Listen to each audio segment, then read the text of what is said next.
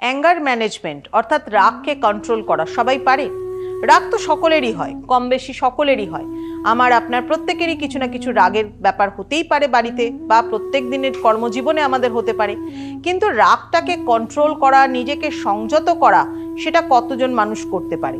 এরকমও তো হতে পারে আপনার রাগের কারণ, আপনার রাগের বহিঃপ্রকাশ আপনার ভবিষ্যতের দুঃখের কারণও হতে পারে। তাই রাগটাকে কন্ট্রোল করবার জন্য দুটো গ্রহকেও কিন্তু একটু কন্ট্রোল করে রাখতে হয়। এক হচ্ছে চন্দ্র, আর এক হচ্ছে বুধ। চন্দ্র এবং বুধ যাদের দুর্বল থাকে তারা বেসিক্যালি কিন্তু ভীষণভাবে ডিপ্রেস থাকেন, তাদের মধ্যে অ্যাংজাইটি থাকে, তাদের মধ্যে নার্ভাসনেস কিন্তু কাজ করে।